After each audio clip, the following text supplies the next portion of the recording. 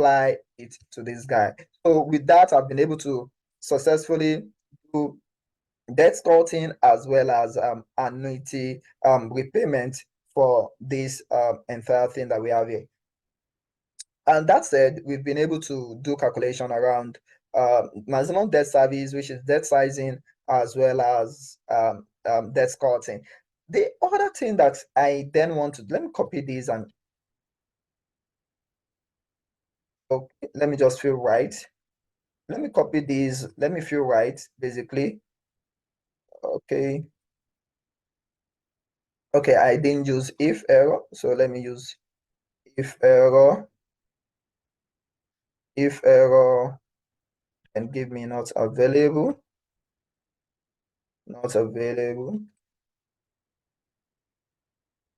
if error then give me not available. You can see DSCR is 1 all through, DSCR is 1 all through, and the average DSCR is also 1 all through. So with this, we've been able to cut our debt. Okay, let me bring these here.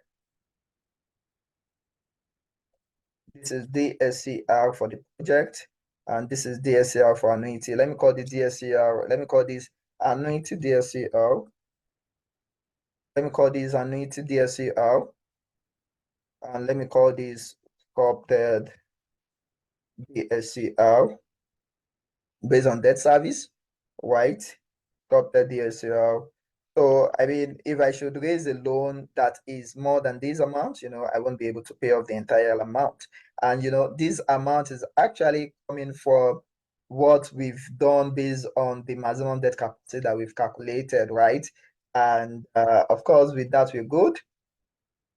With that, we're good. And one other thing, of course, with that, we're good. One other thing that we should also take into consideration is one of the way that we can also be able to optimize our return is by manipulating the tenor, manipulating the annuity, the interest rate as well. So, and as well as the moratorium. I mean, these are things that can help us to, determine if we can raise more loan or we can just, go with a lower loan so that we won't overburden or over leverage our debt, our capital structure. So what we can do here is by what effect would it have on our DSCR? What effect would it have on our DSCR if we increase the loan tenor in this case? If the loan tenor here is 10 years, what if we increase the loan tenor to 10 years? What effect would it have on our DSCR?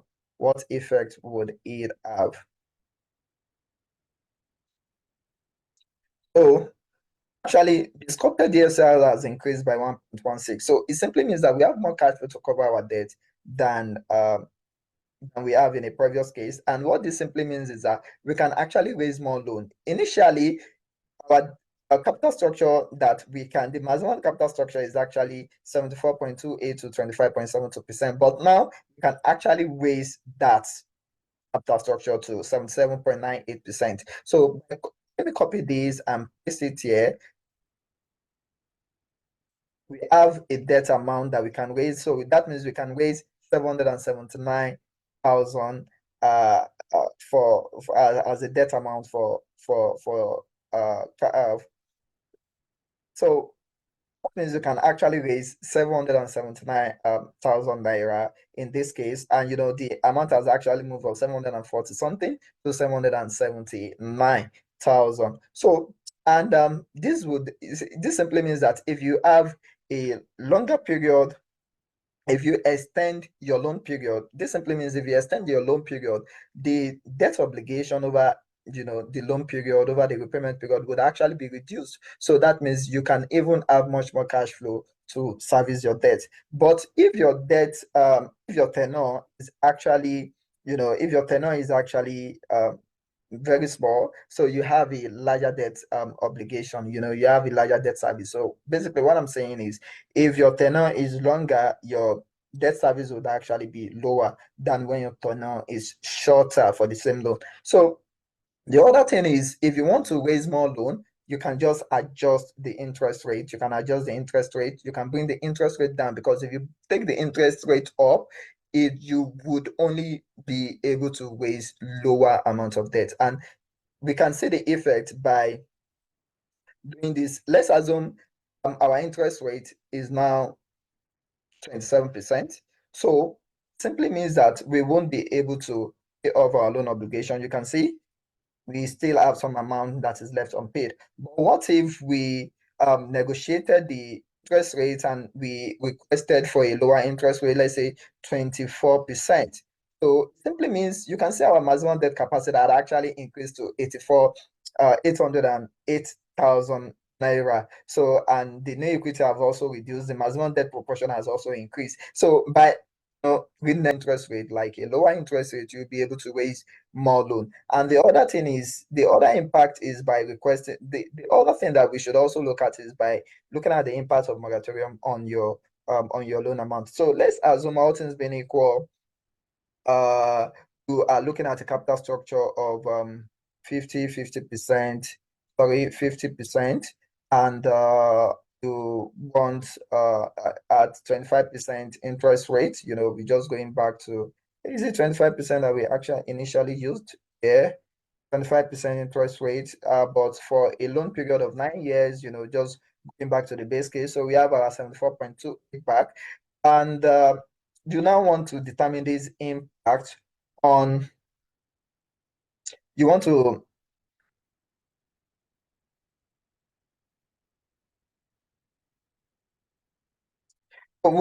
check now, you now want to determine, the impact of moratorium on the debt amount that you can raise. So what will then be the impact? Now the impact is, if we have a 1 year moratorium, right?